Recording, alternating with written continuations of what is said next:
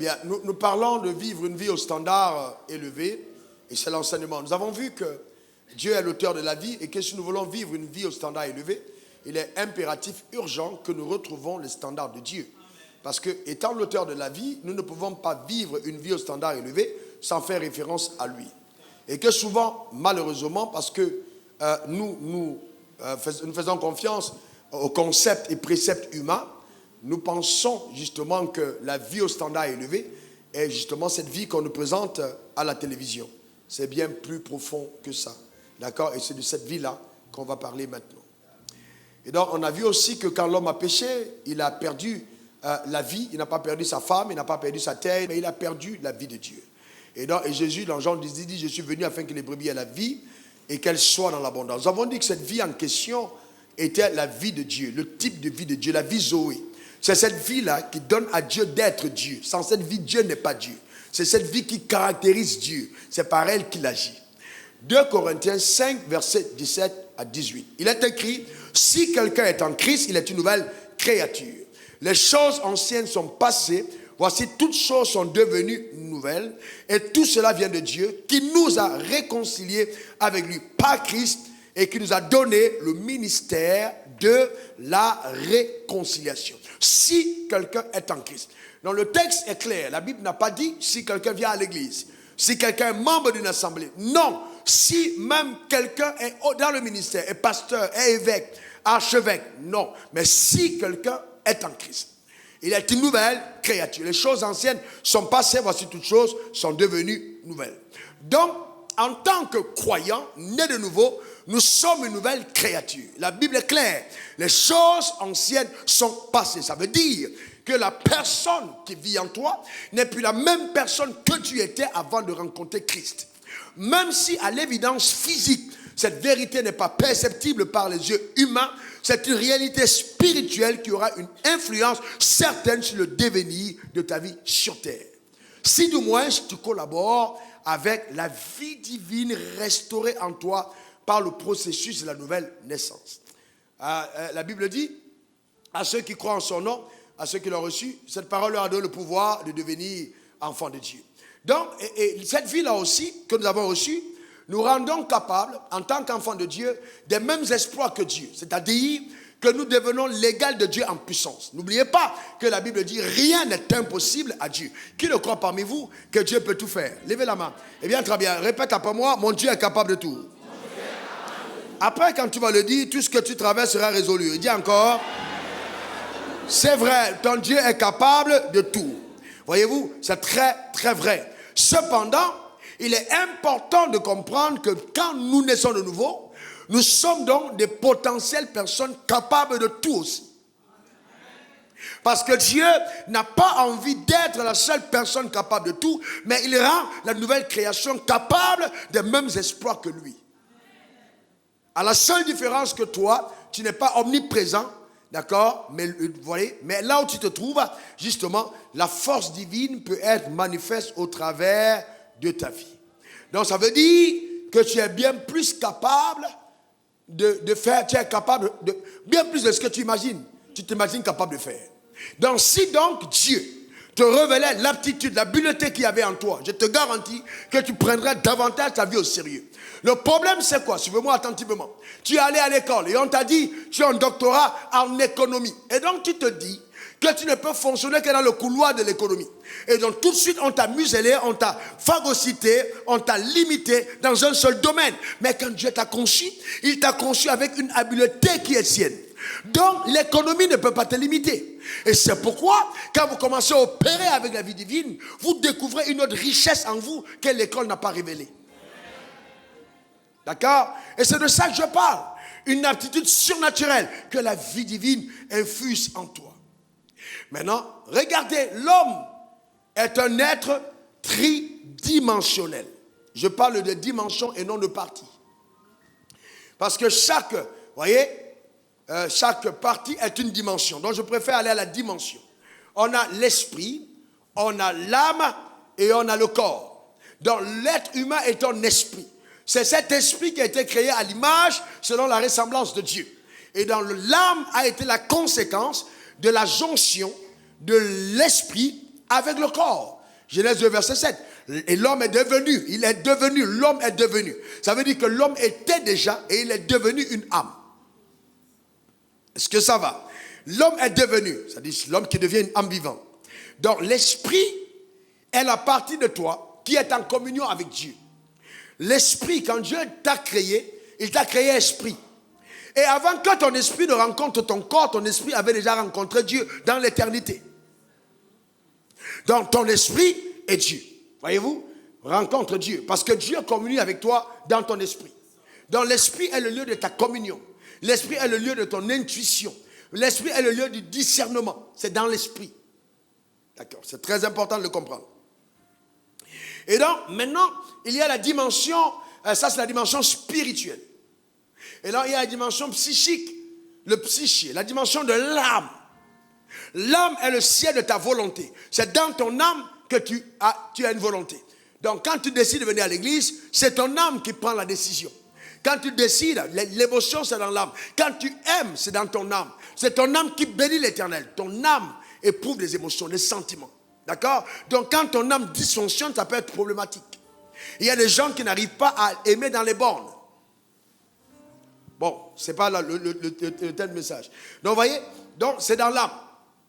Et donc l'âme a besoin à la nouvelle naissance d'être renouvelée. Donc parce que ici on a parlé de régénération. Là on a le renouvellement.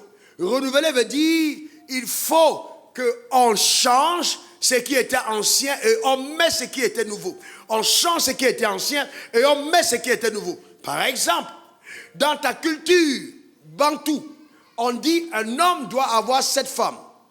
Eh bien, ça c'est ta culture. Ton grand-père a eu 7 femmes. Ton arrière-grand-père en a 8. L'autre en a 10. Donc, de façon génétique et héréditaire. Dans le système de pensée, on est polygame. Maintenant, tu nais de nouveau. Et l'esprit est né de nouveau. L'esprit reçoit la parole de Dieu qui dit l'homme quittera son père et sa mère, s'attachera à sa femme.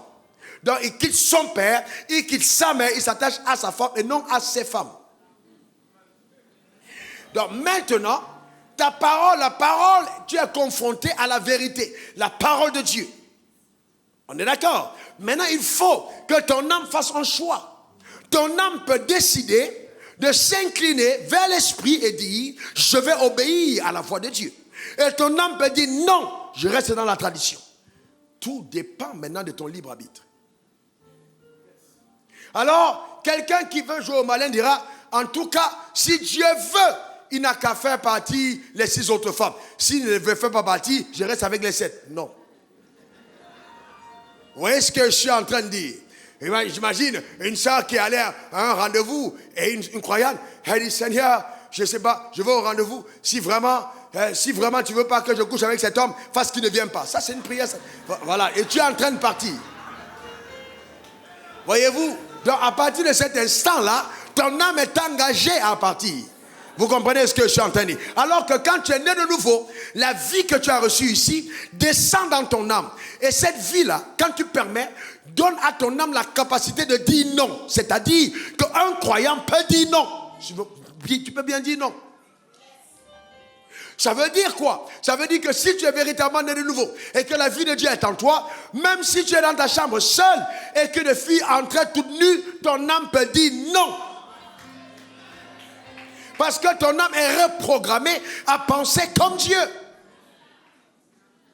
Dans le monde, tu dis, ouh, ça, Dieu m'a béni.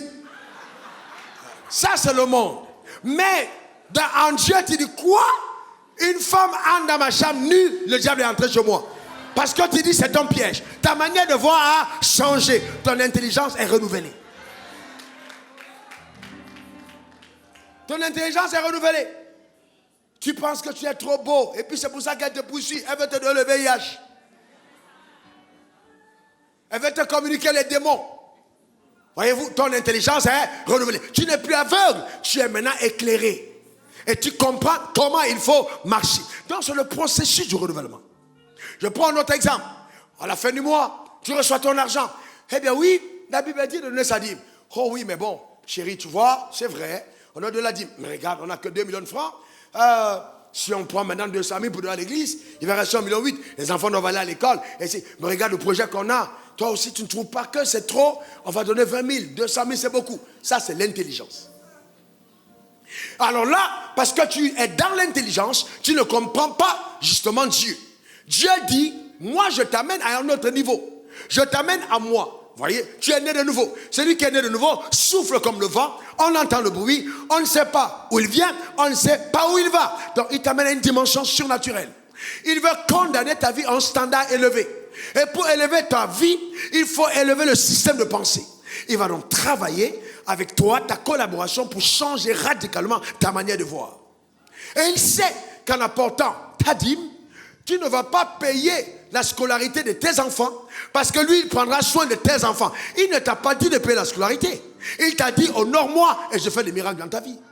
Je me rappelle une femme qui est venue me voir un jour, et elle m'a donné son salaire. Elle m'a dit, pasteur, Dieu m'a mis à 4 donner son salaire.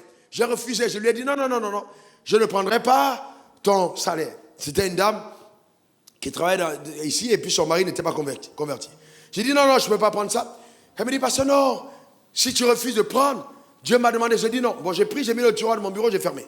J'ai attendu. Un mois après, elle est venue me voir, elle me dit, pasteur, c'est incroyable. Je vais en vacances, mon patron m'a donné un mois de salaire gratuit et on a remboursé tous les frais de scolarité de mes enfants à l'école française depuis plus de 10 ans. La société a fait un rappel pour amener. Mais pourquoi? Parce qu'elle a obéi à une instruction. Dans le monde, on dit, celui qui donne perd. Dans le royaume de cieux, on dit, celui qui donne multiplie. Celui qui donne gagne. Ce n'est pas perdu. Voyez-vous, épouser le système de pensée de Dieu. Et c'est ça la foi. Épouser la manière de penser de Dieu. C'est ça la foi. Voyez-vous? Et donc, quand on est né de nouveau, on n'est plus la même personne. Regardez cette image. Vous allez comprendre. Parce que la Bible dit dans Romains 12, verset 2, soyez transformés par le renouvellement de votre intelligence afin que vous discerniez quelle est la volonté de Dieu, ce qui est bon, agréable, parfait. Quelqu'un dit après moi transformer. Encore transformer.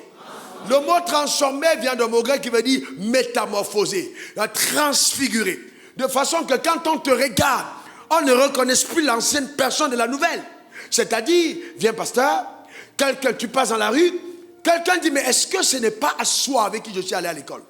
Mais quand on te regarde, la vie que tu as reçue de l'esprit, l'influence que cela a eu dans ton âme, et le jaillissement au niveau de ton corps, fait qu'on a même la peine à croire que c'est la même personne. Vous avez vécu avec les autres, dans les bars, dans la cigarette, dans la débauche. Mais toi, parce que la vie divine t'a touché, quand on te voit, on a l'impression que tu passes tes nuits dans le lait et le miel. Dieu t'a touché. Je parle des véritables croyants. Je ne parle pas des gens qui viennent à l'église justement pour lever les mains, acclamer, danser et partir. Je parle de ceux qui laissent la vie divine dans leur âme. C'est de ça qu'il s'agit.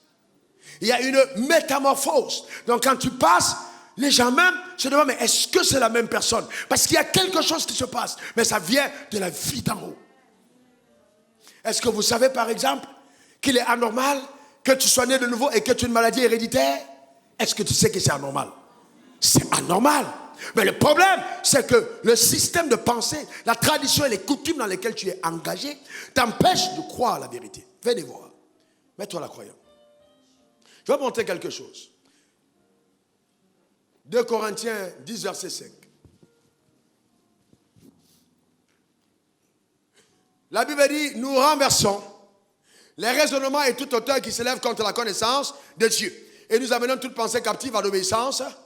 Enfin quoi? On amène toute pensée captive à l'obéissance de Christ. Écoutez bien. Voici, la guérison va venir chez toi. Par les mains du Seigneur, Christ avons été guéris. Mais les pensées empêchent à la guérison de venir. Si Dieu pouvait faire dans la vie de tous les hommes ce qu'il pouvait faire, il aurait béni tous les hommes de la terre. Mais il ne peut pas. Parce que l'homme a le libre arbitre qui interdit à Dieu de faire ce qu'il veut sans l'autorisation de l'homme. Dieu veut te bénir. Mais les forteresses empêchent à la grâce d'arriver. Parce que ton pasteur t'a dit que quand on est malade, c'est une punition de Dieu. Alors malade, tu rends grâce à Dieu. Seigneur, merci. Parce que tu me punis avec la maladie. Et donc, la guérison va venir, mais la forteresse empêche. Et Dieu va te donner la richesse. Et ton pasteur dit non. Oh Seigneur, ne me donne pas beaucoup, de peur que je t'oublie. Et tu oublies que Jésus dit qu'il est venu afin que tu aies la vie, mais que tu sois là, l'abondance. Mais tu préfères penser à la liturgie qu'on a prononcée pendant longtemps religieusement et qui est restée dans ta tête et qui a fait de toi le pauvre pécheur, qui est toujours en train de croire au malheur qui est en train d'arriver. Et chaque fois que tu pries, tu penses que Dieu est fâché contre toi. Et quand il veut venir, il est bloqué. Et en plus, tu fréquentes une église où on ne fait que renforcer l'oppression démoniaque par une doctrine qui n'est pas conforme à la vérité. Et tu demandes pourquoi je ne suis pas béni. Parce que ton âme a des forteresses. Alors un jour, tu entends parler de Dieu. Tu arrives au temple de la foi. La parole commence à boum. La parole commence à taper. La parole commence à taper. Alors qu'est-ce que la parole fait? Elle vient comme un marteau. Boum, boum, boum, boum. Et puis après les chaînes s'écroulent. Et donc maintenant le croyant a ce cible. Quand on dit richesse, il n'y a plus de forteresse. Quand on dit santé, quand on dit mariage, parce qu'ils sont prosternés à genoux. Dieu a accès à toi parce que ton âme permet qu'il arrive. Que cela soit ta portion au nom suprême de Jésus. Donne-moi le meilleur des amens. Dis encore amen. Le système de pensée. Et vous savez, parce que beaucoup de personnes ne connaissent pas Dieu, ils ont été inconsciemment, que dirais-je, les griots de la religion et de la tradition.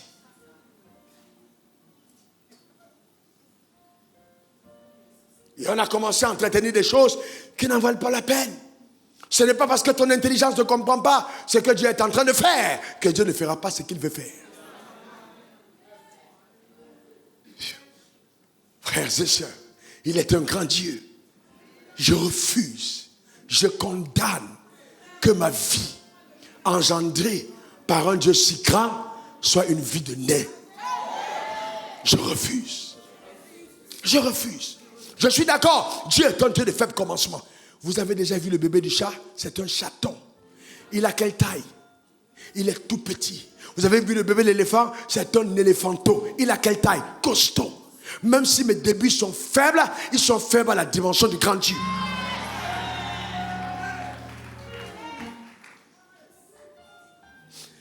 Que Dieu te débarrasse de la mentalité de petitesse. Tu es bien plus capable de ce que tu n'imagines. Je te garantis, tu es là, tu es constamment en train de dire, il faut que je devienne directeur adjoint de cette société, alors que Dieu a préparé en toi la capacité de créer des multinationales. Et tu veux rester dans le circuit normal. Voyez-vous, et ton standard est limité par la tradition et les coutumes. Et il dit, vous annulez ma parole au profit de vos traditions. Les méthodes traditionnelles, c'est comme ça qu'on a l'habitude de faire. On arrive à l'église, on tape les mains, on saute, on donne sa dîme, on s'assoit, et puis on rentre. Mais enfin, qu'est-ce que tu viens faire à l'église? À un certain moment, tu dois t'arrêter pour dire, Seigneur, mais pourquoi on va à l'église? Pourquoi je vais à l'église? Tellement traditionnel que tout est traditionnel. Traditionnel à la maison, traditionnel dans la chambre, traditionnel dans la cuisine, traditionnel partout. Il faut sortir de la tradition et vivre dans la dynamique de l'esprit. Il souffle comme le vent. Donc quand tu es né de nouveau, l'innovation, la créativité font partie de ta portion. Les surprises quotidiennes, des choses qui émanent de toi, font partie de toi. Vous voyez, ce n'est pas une vie insipide, une vie terne, une vie, non, médiocre, ce n'est pas ta portion. L'excellence devient ton quotidien. Né de nouveau. Donc, le processus, c'est que je dois soumettre mon système de pensée. Et là, quand je soumets mon système de pensée, la transfiguration s'opère. Es-tu prêt pour ça? Es-tu prêt pour ça? Es-tu prêt toi-même à confronter tes pensées? Regarde ce que tu deviendras. Regarde cette image, elle est incroyable. Nous parlons de transformation, de métanoïa, de métamorphose, de transfiguration. Regarde, ça c'est la chenille. Regardez, c'est la même chenille. Regardez ce qui se passe en elle. Il y a quelque chose qui se passe de l'intérieur. Regardez, ça part de l'intérieur. Il n'y a personne, il n'y a personne. Mais c'est la puissance intérieure qui la pousse jusqu'à cette dimension de papillon. Vous voyez qu'il n'y a personne qui est venu la toucher. Il n'y a personne qui est venu souffler. Il n'y a personne qui est venu tirer. Mais la dynamique de la vie intérieure a commencé. Voyez-vous? Donc c'est très important. Car vous comprenez la dynamique de la vie que vous avez reçue. C'est pour ça que la Bible dit à celui qui peut faire infiniment, bien au-delà de tout ce que nous imaginons ou pensons par la puissance qui agit en nous. Oh, dis la puissance de Dieu est en moi. Déclare-le encore, la puissance de Dieu est en moi. Alléluia. Donc il faut renouveler ton intelligence et croire aux promesses de Dieu. Dieu ne t'a pas demandé de l'aider, il t'a demandé de croire. Il dit à ton âme, crois. Il ne t'a pas dit aide-moi, il dit crois. Pourquoi? Parce que chaque fois qu'il te donne un ordre, chaque fois qu'il te fait une promesse, c'est au-dessus de la taille de ton âme. Ta promesse, la promesse de Dieu ressemble à Dieu. Pas à toi, pas à ta tradition, pas à ta culture, pas à la couleur de ta peau, ni à ton passé, mais à Dieu qui fait la promesse. Il te dit, il faut croire. Croire, c'est lui faire confiance. Croire, c'est lui faire confiance. C'est tout. Donc, ne te laisse pas, d'accord? Ne te laisse pas influencer par quoi que ce soit. Ésaïe 55, versets 8 à 9. Mes pensées ne sont pas vos pensées. Et mes voix ne sont pas vos voix, dit l'Éternel. Oh, j'aime ça. Autant les cieux sont au-dessus de la terre, autant mes voix sont élevées au-dessus de vos voix. Et mes pensées au-dessus de vos pensées. Waouh! Mais, mon Dieu, il dit, ces pensées ne sont pas tes pensées, ne sont pas les miennes. Ces pensées sont au-dessus. Maintenant, comment je fais pour avoir la pensée de Dieu? La pensée de Dieu pour moi est révélée par la parole de Dieu. D'accord? La parole de Dieu contient la pensée de Dieu. Mais maintenant, la pensée de Dieu pour moi est révélée par la parole que Dieu m'adresse. Qu'est-ce que Dieu pense de Guillaume quoi? Qu'est-ce que Dieu pense de Giresse? Qu'est-ce que Dieu pense de Hervé? Quelle est la pensée de Dieu? Il ne pense sûrement pas la même chose qu'il pensait d'Abraham. Il nous aime de la même manière, mais il a des pensées spécifiques à l'égard de chacun d'entre nous. Quand il dit à Jonas, va à Ninive, c'est parce qu'il a pensé que Jonas était un missionnaire. Donc cette parole révélait l'identité de Jonas.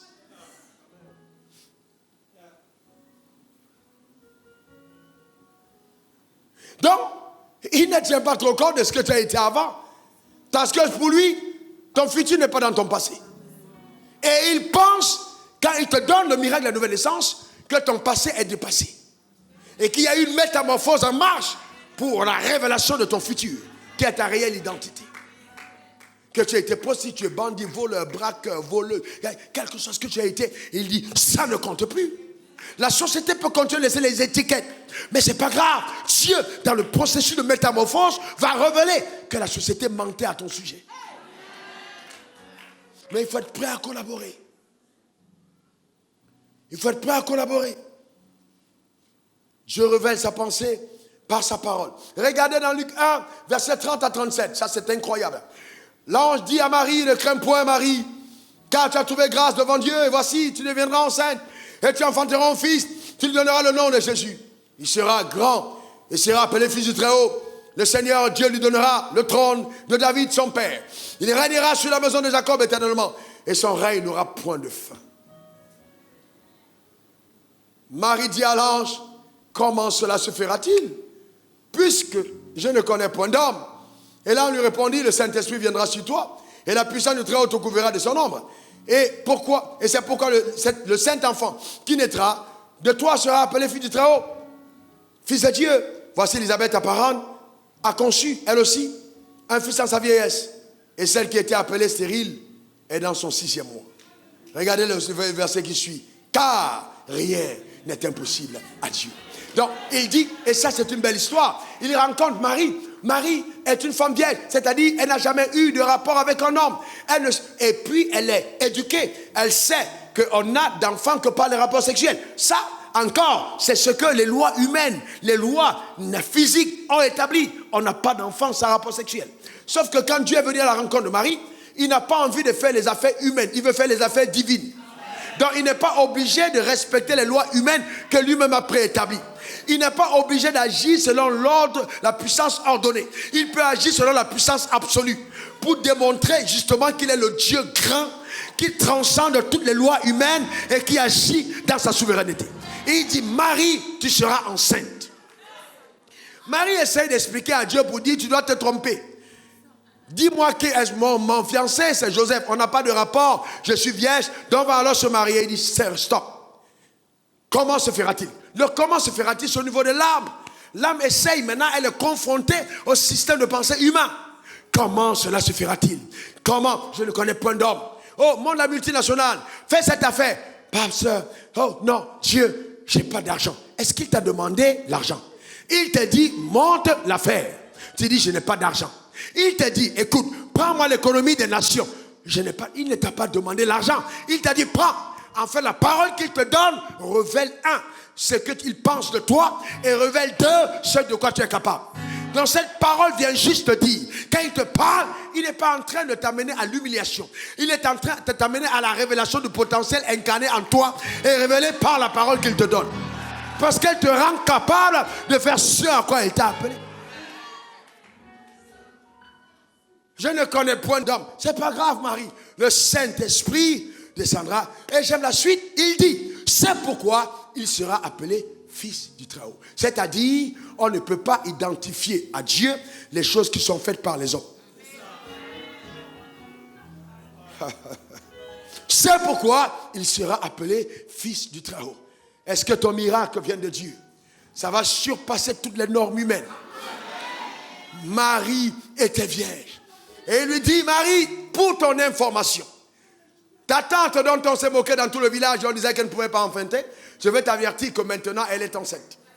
Et qu'elle a 6 mois de grossesse qu'elle a dissimulé. Je l'ai tellement embarrassée qu'elle se cache. Mais je te donne l'information surnaturelle, elle est enceinte. Et donc quand Marie se déplace pour aller voir Élisabeth et constater la grossesse qu'elle avait eue dans son ventre. Vous savez, vous devez faire attention à ce que vous fréquentez. Vous portez une grossesse surnaturelle, ne fréquentez pas les gens qui ont des grossesses naturelles. Vous êtes peut-être tous enceintes, mais pas le même type de grossesse. Faut pas être là, tu as une grande vision et tu commences à fréquenter les gars qui ne croient qu'en leur tête, qui ne croient qu'à la capacité de l'économie de la Côte d'Ivoire. Dieu ne t'a pas dit qu'il va dépendre de la Côte d'Ivoire pour t'amener là où il t'amène. Même s'il manque d'argent en Côte d'Ivoire, il dit, je suis Dieu, bâtis-moi mon empire. Je suis avec toi, fais ce que je t'ai demandé de faire. Elle prend la grossesse. 1 mois, elle marche. Personne ne sait, même pas Joseph. Mais à l'intérieur, il y a déjà un magnétisme divin. Quand elle rentre en contact avec Élisabeth, les 2 enfants téléguident. L'enfant commence à bouger de l'autre côté. Même dans le ventre, il commence à relâcher la grâce. Pas à cause des prières de Marie, mais à cause de ce que Dieu avait déposé en elle.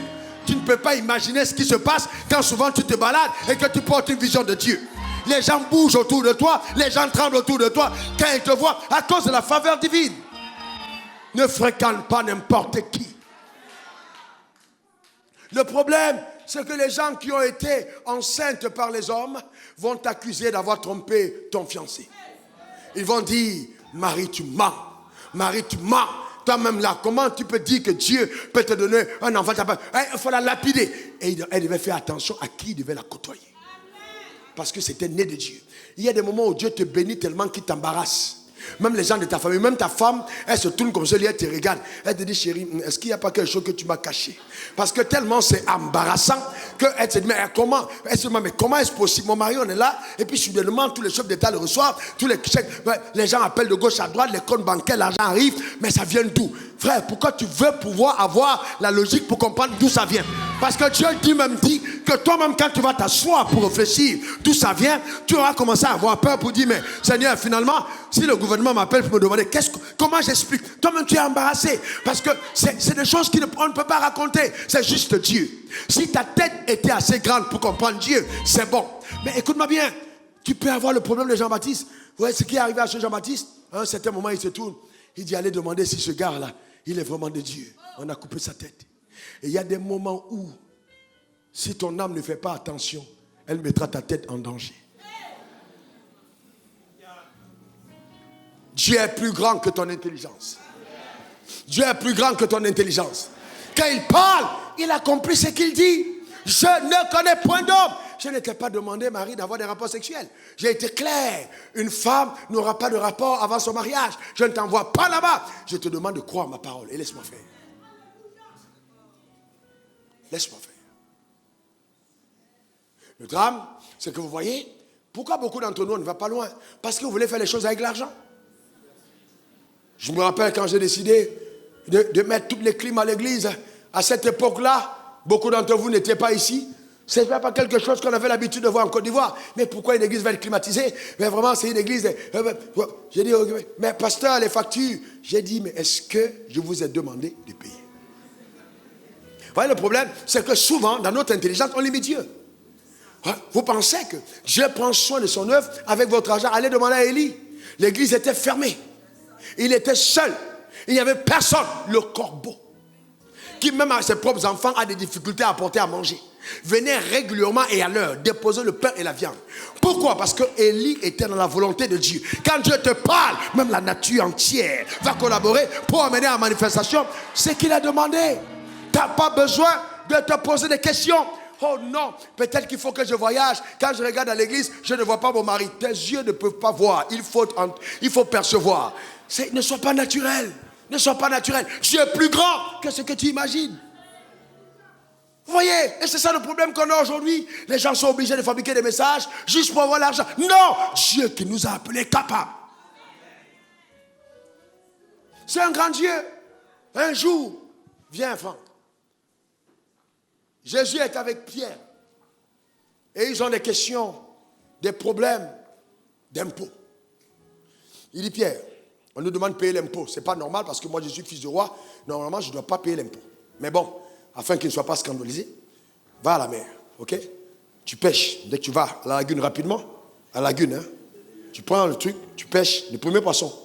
Tu sors l'argent qu'il y a dedans, tu viens en payer les impôts. D'abord, la première chose, c'est que parti à partir de cette phrase, démontre que Pierre était arrivé au niveau où son intelligence avait été renouvelée. Donc, il est à côté du gars et il dit, avec ce gars-là, on va tout voir. Les Anglais disent Anasoso Wanda, c'est-à-dire il n'y a que des miracles et miracles. Je suis en train de te dire que Dieu est en train de t'introduire dans une saison où les choses vont simplement t'épater. Ça va juste, comme tu dis, waouh. Il s'en va, il jette, et il tire, il ouvre. Imaginez Pierre quand il tire. Imaginez ce que Pierre pense de la rivière à Jésus. Il dit non, ça. Non. D'abord, il y a deux alternatives. Soit il ne revoit plus jamais Jésus en disant ça, c'est un sorcier, je m'en vais chez moi. J'ai été pécheur toute ma vie, je n'ai jamais vu ça. Vous voyez? Donc Jésus, pourquoi il envoyait Pierre? Parce qu'il était habitué aux eaux et aux poissons. Pour lui dire, la rencontre avec moi change totalement les donnes. Ce que tu avais l'habitude de voir, tu verras ça différemment. Parce que Dieu va faire des choses que ton intelligence ne peut même pas imaginer. Oh, que cela soit ta portion. Au nom suprême de Jésus. Donne-moi le meilleur des amens. Dis encore amen.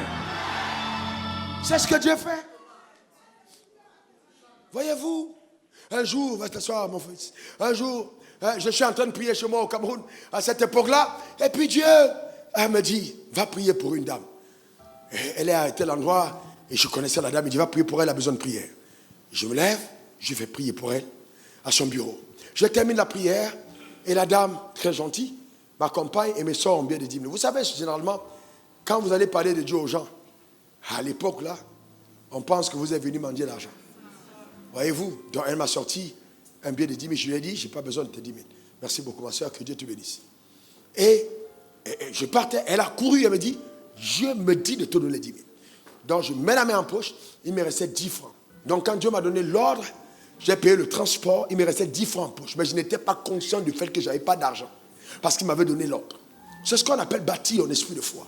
C'est ce qu'on appelle transformer son intelligence pour épouser la folie de Dieu qui va confondre la sagesse des hommes. Et donc, elle me dit, c'est Dieu. Je suis à la pièce de 10 francs. Elle me dit, pasteur, attends un moment. À partir d'aujourd'hui, chaque fin de mois, mets tous tes besoins sur une feuille. Viens me voir et puis donne-moi. Un autre pasteur aurait dit, alléluia, j'ai percé. J'ai dit à la dame, ma soeur, je suis désolé. Mes besoins sont au-dessus de ton salaire. Je ne peux pas te demander, toi, avec le salaire que tu as de prendre soin de moi. Ça, c'est une mentalité renouvelée. Je ne veux pas demander à quelqu'un qui a 3 millions de francs de prendre soin de moi par mois. Je condamne ma vie à moins de 3 millions. Ça pourrait paraître une percée financière. Non, c'était une limitation chronique de la provision divine à mon égard. C'était me sortir du sentier de la foi pour commencer à dépendre des hommes. Et si cette dame mourait, mon muscle de la foi aurait eu de la peine à recommencer à travailler. Ah, le vrai problème auquel beaucoup sont confrontés. Oh, vous n'avez pas donné, Dieu va vous frapper. Dieu ne te frappe pas, frère. Mange ton argent si tu veux. Amen. Mange-le si tu veux. Le problème, c'est qu'il faut bien qu'on comprenne que Dieu est au-dessus de ces déclarations. Il est dans ses principes. Donc, quand tu mets en pratique, il te visite. Tu ne mets pas en pratique, tu perds. Demandez à Abraham. Mais il voit Abraham. Il dit, quitte ton père et ta patrie, il a besoin de ton père. Vas-y, mon père, je te montrer. Oh, Abraham s'en va. 20 ans plus tard, pas d'enfant. 21 ans, pas d'enfant. 22 ans. Il dit, mais attends, c'est quoi ça, Dieu? 25 ans. Mais pourquoi Dieu attend 25 ans? Simplement parce qu'il ne pouvait pas intervenir tant que l'âme d'Abraham n'avait pas été initiée aux choses surnaturelles. Il devait fermer toute possibilité physique, tuer toute alternative humaine pour révéler la grandeur de celui qui l'appelait. Parce qu'il ne pouvait pas fonder l'église sur une base psychique, mais une dimension qui allait amener l'église à un autre niveau, parce que c'est Dieu qui appelle l'église. C'est quand Abraham, la femme ménopause, lui-même, Dieu dit, bon, Abraham, l'année prochaine. Sarah regarde et rit. Elle dit, le rire, il a pu dire beaucoup de choses. Lui-même, je sais plus, ça fait longtemps, il est en retraite. Donc, Dieu, toi, tu parles des histoires. Nous, on est des bons frères, on a arrêté tout ça depuis longtemps. Mais Dieu dit, c'est maintenant. Il n'a pas demandé de comprendre. Il dit, c'est maintenant. Et puis, elle est tombée enceinte. Voilà pourquoi? Parce que c'est Dieu est surnaturel. Donc, le drame, c'est que vous ne pouvez pas mener une vie de qualité en vivant une vie naturelle. Il faut vivre une vie surnaturelle. Par la foi. Donc, ton âme doit être constamment à la quête des choses exceptionnelles et glorieuses que seul Dieu soit capable de faire. Donne-moi ton meilleur amen. Dis encore amen. Et l'un des mensonges criards, on dit non, si tu vis dans la sainteté, Dieu va te bénir.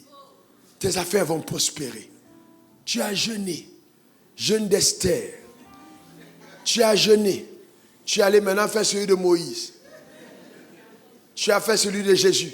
Tes affaires ne marchent pas. Mais frères et sœurs, je vais vous dire une vérité que beaucoup de personnes ne vous diront pas. La sainteté ne te rendra pas riche. Vous savez, en fait, pourquoi est-ce que quand il y a un problème, on te dit jeûne. Quand il y a un problème, on dit prie. Parce que le pasteur n'a pas la solution. Donc il te dit jeûne. Mais frères et sœurs, on ne règle pas il y a des problèmes que le jeûne ne peut pas régler. Vous avez un problème de fonctionnement de votre leadership dans votre travail. Vous êtes un gars, vous parlez n'importe comment aux gens. Vous méprisez les gens, vous criez sur les gens. Et puis votre affaire est en train de percuter, on te dit jeûne. Tu jeûnes pourquoi? Change. Ton âme est en train de détruire ta vie. Ta femme était une perle. Ta femme riait. Quand elle riait, on voyait les dents jusqu'ici. Maintenant, elle a eu des rides accélérées. Parce que tu es là tout le temps, tu parles mal. Tu ne sais même pas respecter les gens. À la mère de ta femme, tu parles mal. Tu restes avec ta femme, 3 jours, tu ne parles pas à ta femme. Et puis tu dis, je suis le chef. Quel chef? Tu n'es pas le chef. Tu es en train de détruire ta famille. Oh, tu ne m'es pas soumise. Quelle soumission? On n'est pas soumis en brigand. Le problème, c'est ça. Le problème, c'est là. L'âme, il faut traiter son âme. La vraie bataille de la vie chrétienne, c'est la conquête de soi. Sors victorieux de ton âme. Sors victorieux. Sors. Triomphe de toi-même. Il faut mettre un bout de papier et puis voir les choses qui ne vont pas. Frère, tu ne payes pas tes dettes, il faut régler ça. Tu me parles mal, il faut régler. Tu calomnies, il faut régler. Tu voles, il faut régler. Tu trompes ton mari, il faut te cacher et tu règles. Parce que c'est sale. Il faut chercher à régler ces choses-là. Tu es une femme, on t'entend partout, tu cries sur ton mari. Tu es qui? C'est pas possible. La femme sort de la côte, pas du tibia.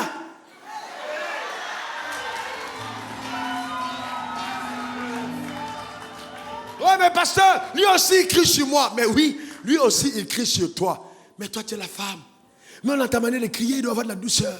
Chérie! De façon que même quand il est fâché, quand il est allé, chérie! Quelque chose, il faut... voyez? Mais tu es là. Maintenant, on confond ta voix avec celle d'un homme. C'est toi qui es là, non. Frère, même chez les PD, 2 personnes PD, il y a femme. C'est-à-dire 2 hommes viennent ensemble. Pour que le couple tienne, il y a un qui devient femme. Chérie. Viens. Chérie. Ça fait mal. Chérie. Je maudis cela dans la vie de tes enfants. Au nom suprême de Jésus. Je déclare que ce n'est pas ton partage. Au nom suprême de Jésus. Dis encore amen. Donne-moi le meilleur des amens. Comment imaginez-vous qu'un homme. Chérie, ça va, chérie. Ça ne t'arrivera pas. Non. Ça n'arrivera pas. Ce n'est pas mon partage, ce n'est pas ma portion. Au nom suprême de Jésus. Dis encore amen. Donc il y a ce processus. Nous devons, voyez-vous, et donc je suis une femme. Je dois changer ma mentalité. Je dois révéler mon intelligence. Je suis une femme, pas un homme. Donc avant de te mettre à l'église, mets-toi devant le miroir, tu dis moi, Seigneur, je suis une femme. Je ne veux plus. Ma manière de parler à mon mari, j'aime pas. Roule-toi par terre, crie, délivre-moi. J'envoue de ma maison, je tue mon mariage. Ma manière d'être. Ton mari n'est pas rentré à 21h. Tu as appelé tout le monde. Il dort la nuit, tu fais les décodages, tu cherches quoi? Il faut décoder ton âme. Arracher tout ce qu'il y a dedans et comprendre comment ça marche. L'amour marche pas en parlant en langue, mais en aimant. Vous voyez? Et on a cru que les affaires de la spiritualité étaient suffisantes pour vivre épanoui. Il faut que l'âme régule ta vie et que ta vie soit douce. J'ai prié, j'ai gêné. Dieu ne m'a pas béni. Qui t'a dit? Allez demander aux Chinois s'ils prient Jésus. Allez demander aux Japonais. Les Indiens adorent le bœuf, ils prospèrent. Donc frère, ce n'est pas l'argent. Il n'y a plus que l'argent. La première des choses, c'est ce qu'il y a dedans avant l'argent. Ce n'est pas seulement l'argent. C'est trop vilain d'avoir l'argent et puis d'être orgueilleux, comme les parvenus. Tu vois un gars, il arrive là, le pantin, quand il s'habille même, tu comprends que dans les gènes, là, la vie de Dieu n'est pas descendue. Tu vois la taille du pantalon, tu vois tout. Et puis il parle fort. Vous êtes dans un avion, il parle fort. Il veut faire remarquer à tout le monde, c'est un arriviste. Il n'a pas été visité par Dieu dans l'âme. Quand la vie de Dieu a descendu dans ton âme, tu deviens humble. Tu te caches. Voyez-vous? Copine. Tu marches avec le sac, tu mets ça sur ta tête. Comme si le sac était plus important que toi-même. Est-ce que quelqu'un... Et tu es à l'église. Tu es pressé tous les dimanches à l'église. Ce n'est pas pour Dieu. C'est pour ta nouvelle robe. Et tu embarrasses ton mari tout le temps pour les nouvelles chaussures. Comme si on a remarqué, on ne sait même pas ce que tu avais porté. C'est toi seul qui es embrouillé dans tes embrouilles de l'âme. Il faut que ça change. Donne-moi le meilleur des amens. Il faut demander que le meilleur des amens. Il faut sortir victorieux de ces combats. Tu ne te compares à personne. Tu n'es rival de personne. Frère, mène ta vie. Tu as une robe, porte-la bien. Tu as un costume, porte-le bien. Sois propre. Tu n'es pas en compétition avec quelqu'un d'autre. Sois toi-même. Tu es béni. Et puis finalement, parce que tu vois quelqu'un avec une nouvelle voiture, tu es mal à l'aise. Tu es fâché. Alors que tu étais à l'aise il y a 5 minutes avec la tienne. Tu as quoi? Tu as un problème. Tu es la seule personne que tout le monde apprécie. Dès qu'on apprécie quelqu'un d'autre, tu es mal à l'aise. Ton problème, tu as un problème dans l'âme. Tu dois guérir. Tu dois guérir. Il faut être à même de voir quelqu'un d'autre et de célébrer, d'acclamer. Vous savez, à un certain moment, j'ai eu un problème avec d'autres personnes que Dieu utilisait. Et puis un jour, Dieu m'a dit, mais fils, tu penses que tu es seul? Il faut gérer ça dans ton âme. J'ai plusieurs hommes de Dieu. Avant de te parler, j'ai parlé aux autres. Et après toi, il y aura d'autres. Tu vas mourir, on va t'enterrer et je vais continuer. Donc tu ferais mieux de collaborer avec mes plans. Et j'ai commencé à apprécier les autres. J'ai commencé à prier pour ça. Il faut avoir une âme qui aime les gens. Vous comprenez ce que je suis en train de dire? C'est très important. C'est très important. Voyez-vous? Donc, et puis là, on est là. Tout le temps, on a comme l'impression que oui. Non, frère, il faut aller plus loin. Dis, je dois aller plus loin que ça. Déclare-le encore, je dois aller plus loin que ça. Mes frères, tout est grâce. Tout est grâce. Tout est grâce. Oh non, si vous étiez plus sérieux dans la loi de Dieu, Dieu vous aurait béni. C'est faux. Ce n'est pas ça la clé. La clé, c'est quoi? C'est que quand tu as la vie de Dieu dans ton esprit, c'est vrai, tu es déjà béni, mais ton âme doit coopérer avec les lois de Dieu. Tant que ton âme ne comprend pas les lois de Dieu, la pauvreté peut te poursuivre toute ta vie. Tu vas jeûner, tu ne vas prier rien. Mais quand tu as compris, c'est fini. C'est pourquoi Joseph avait compris. Donc, qu'est-ce que Dieu a fait? Il a donné une vision. Donc, la vision a changé l'âme de Joseph. Donc, quand Joseph partait partout, dans son âme, la Bible dit la prospérité l'accompagnait. Comment un homme qui est là, à 17 ans, placé comme ça, et puis on le vend aux enchères? Comment imaginez-vous qu'on dit la prospérité l'accompagne? Il a quoi? Rien, que sa culotte. En fait, c'est toi qui penses qu'il n'a que sa culotte. Il a dans l'âme quelque chose qui est né d'en haut, qu'il a entretenu sciemment et consciemment. À cause de l'acceptation de la vision divine, sa vie change. Il arrive chez Potiphar. La maison commence à prospérer. Ce n'est pas un talisman. Et il y a des gens, vous les côtoyez, ils dégagent des parfums. Ce n'est ni le oud, ce n'est ni les ristis, tout ça, ils dégagent un parfum. C'est le parfum de la gloire. Quand tu entres dans leur périmètre, les choses commencent à fiou. Parce qu'ils ont une grâce qui embellit. Mais quand tu les sors du périmètre, quelque chose. C'est la prospérité a accompagné Joseph chez Potiphar. Potiphar, maintenant, il a oublié. Et quand on a accusé, bon, c'est vrai quand même, la femme d'autrui, quand les femmes mentent, même les détecteurs de mensonges ne peuvent pas attraper. La façon dont elle a menti, là, même si c'est un détecteur de mensonges, parce que quand les femmes veulent te mentir, même les soucis, là, elles te mentent et tu es emballé dans le mensonge, et puis elle finit, elle met le rouge à lèvres et elle s'assoit. Oh, que Dieu délivre les femmes menteuses au nom suprême de Jésus. Demande le meilleur des amens.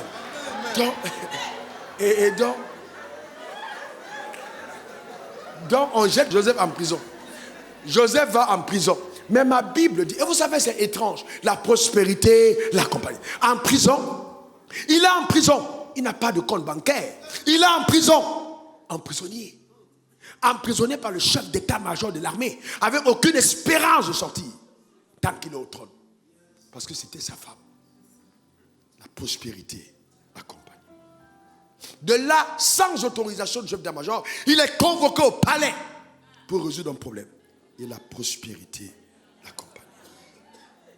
Joseph s'en va et trouve une solution au problème qui avait été causé par la prospérité qui était en lui, qui a bouleversé et chamboulé les choses. Parce que quand Dieu est avec toi et que pendant longtemps les gens luttent contre toi, il crée des événements pour attirer ta présence. Amen.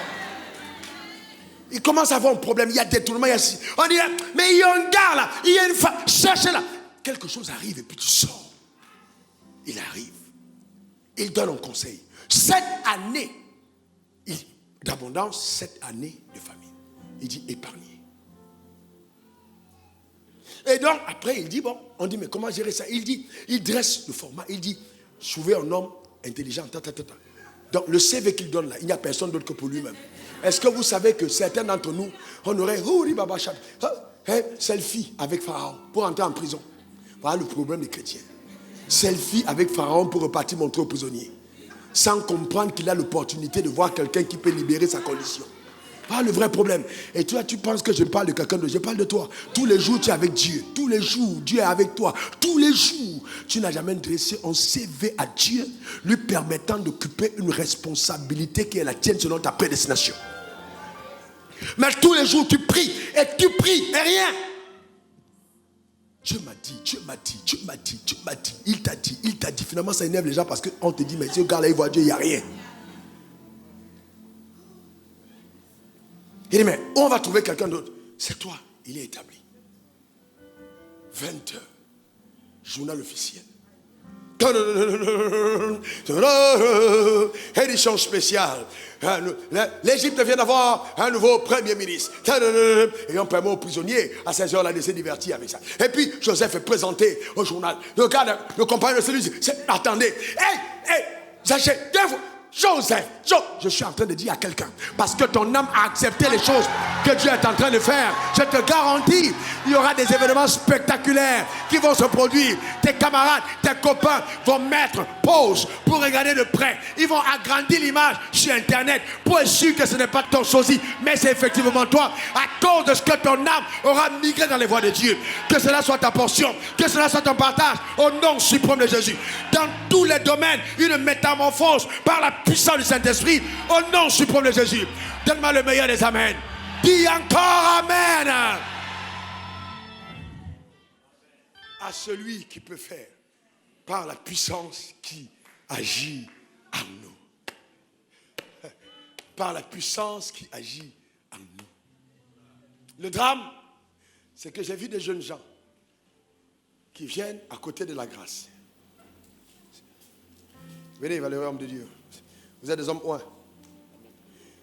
Qui viennent à côté de la grâce, mais au lieu de saisir la grâce, ils regardent les produits de la grâce.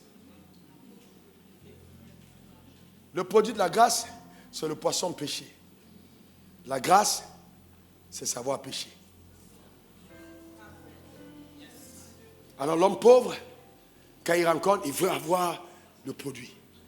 Mais il faut chercher la grâce. Voyez-vous? Voilà le vrai problème. Il faut chercher la grâce. Cette grâce est avec toi. Cette grâce t'accompagne. Cette grâce est sur toi. Cette grâce va t'amener à faire des exploits incroyables. Tout est grâce. Personne ne peut faire ce à quoi Dieu l'a appelé sans la grâce. Ce n'est qu'une question de grâce. Pas besoin de mousser, pas besoin de gonfler. Ce n'est que la grâce. La grâce est une faveur, mais la grâce est aussi une habileté. Recevez-la au nom de Jésus. Donne-moi le meilleur des Amen. Dis encore Amen. Eh bien oui. Dis après moi sur le genre de vie que je veux vivre. Au standard élevé. Je vais conformer mon âme au standard de la parole de Dieu. Afin que l'esprit d'excellence, l'esprit de loyauté, l'esprit de grandeur soit ma portion au quotidien. Que la crainte de Dieu et les résultats remarquables m'accompagnent au quotidien. Et que par ma vie sur la terre des hommes, Jésus soit glorifié. Amen. Amen. Jacques 1, verset 22 à 25. Mettez la parole en pratique, ne vous bornez pas à l'écouter. Mettez la parole en pratique. Donc quand on parle de pratiquer la parole, mettez la parole en pratique, ne vous bornez pas de l'écouter. Frères et sœurs, regardez-moi ici, parce que je vous dis quelque chose que je n'ai entendu qu'hier, nuit, aux environs de 2h35 du matin. Je n'avais jamais écouté la Bible comme ça. Mettez le texte. Mettez le texte, s'il vous plaît. Mettez la parole en pratique, ne vous bornez pas à l'écouter. Et le Saint-Esprit m'a dit écoutez et non lire. Pendant longtemps que j'ai lu ce texte, je pensais qu'il s'agissait de lire la Bible. Mais Dieu dit, mettez la parole en pratique, ne vous bornez pas à l'écouter. C'est-à-dire, la parole en question n'est pas ce que tu as lu, mais c'est ce que Dieu t'a dit. Tu as compris ça maintenant? C'est-à-dire, quand on dit mettez en pratique, c'est-à-dire si Dieu te dit, va et crée des entreprises, mets-la en pratique. Ne te limite pas à l'écouter.